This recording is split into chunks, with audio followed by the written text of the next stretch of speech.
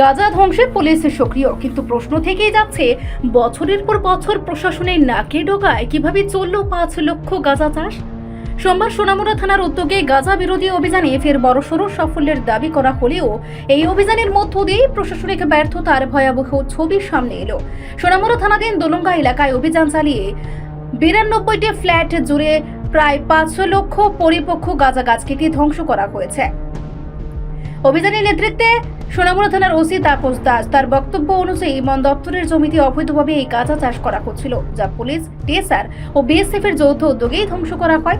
কিন্তু মূল প্রশ্ন, এত বিপুল পরিমাণ গাঁজা চাষ প্রশাসনের অজান্তে কিভাবে সম্ভব হলো? বন দপ্তরের জমিতে বছরের পর বছর ধরে গাঁজা চাষ চললেও এতদিন নজর পড়েনি কেন? তাহলে কি প্রশাসনের একাংশের নীরব মদত ছাড়া এই অবৈধ কারবার চলতে পারে?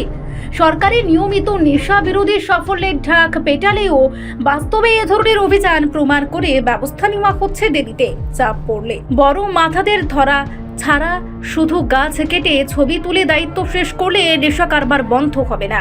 এলাকাবাসীর দাবি, গাঁজা চাষের পেছনে থাকা মূল চক্র, প্রশাসনিক গাফিলতি এবং সম্ভাব্য যোগ সাজিশের পূর্ণ তদন্ত ছাড়া এই সাফল্য আসলে লোক দেখানো বলেই মনে করছেন সচেতন মহল।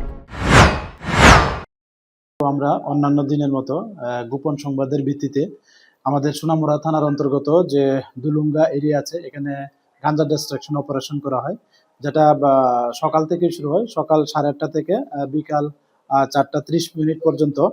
এবং এখানে প্রায় 5 লাখ মিচুর গাঁজা ডিস্ট্রাকশন করা হয় জ্বালিয়ে। আর এটা যে মার্কেট ভ্যালু আনুমানিক 75 কোটি টাকার মতো হবে। এবং এটা প্রায় 170 একর জায়গার মধ্যে মানে ছিল, ফরেস্ট ল্যান্ডের মধ্যে।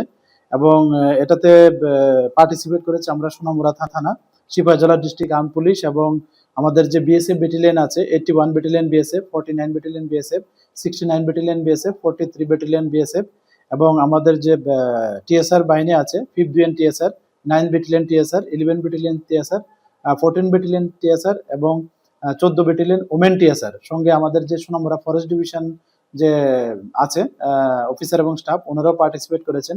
এবং সেই সঙ্গে আমাদের যে অন্যান্য সিস্টার এজেন্সি আছে, আমরা সবাই এটাতে পার্টিসিপেট করেছি।